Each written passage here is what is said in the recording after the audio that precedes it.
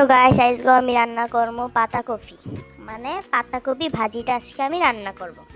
তো গাইস তোমরা দেখতে পারতেছো, তো এখানে আমি কড়াইতে নিয়ে নিলাম একটু তেল সামান্য পরিমাণে, তারপরে দিয়ে দিলাম পেঁয়াজ। তো আজকে তোমরা দেখতে থাকো আমি কীভাবে পাতাকপি ভাজি করি। তো দেন আমি এখানে একটু লাড়াচাড়া করলাম পাতাকপিটাকে, পরিমাণ মতো একটু লবণ লবণ দিয়ে দিলাম, আপনাদের পরিমাণ মতো আপনারাও দিয়ে দিতে পারেন লবণ।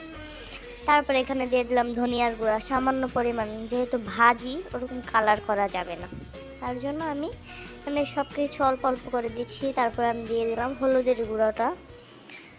দেন এখানে ভালো মতো আর কি পেঁয়াজটা হচ্ছে, দেন হওয়ার পর কালার আসার পর আমি ভাজিটা ঢেলে দিলাম।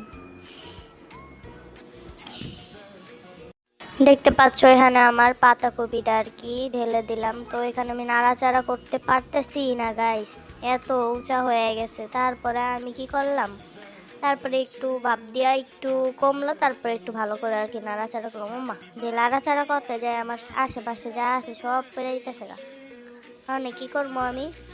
তারপরে একটু ঢাকনা দিয়ে ঢাইকা দিলাম, দেন এটা হইতে থাকুক। তো গাইস আবার আয়া পড়লাম দেখতে, তো আমার পাতাকপিটা হয়েছে নাকি। তো দেখলাম হালকা হালকা সিদ্ধ হয়ে গেছে গা পাতাকপিটা। তো এখানে আমি ভালো মতো গুডুর মুডুর করতেছি, নাড়াচাড়া করতেছি আর কি। তো এখানে আমার ভালো মতো সিদ্ধ হয়ে গেছে পাতাকপিটা। তো দেখতে পাচ্ছ আমার পাতাকপিটা প্রায় হয়ে আইতাছে, সিদ্ধটা হয়ে গেছে প্রায়। তো আবার আমি একটু ঢাকনা দিয়ে ঢেকে দেবো।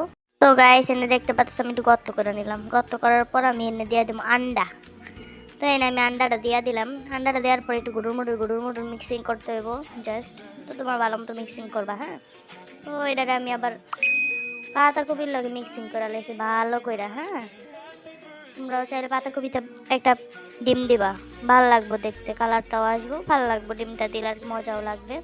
তো আমি তার জন্য আর কি একটা ডিম দিয়ে দিলাম আমার মতো, মানে আন্দাজে একটা ডিম দিয়ে দিলাম, মাথায় আইলো একটা ডিম দিয়ে দিই পাতাকপিতে, তাই আর কি দিয়া।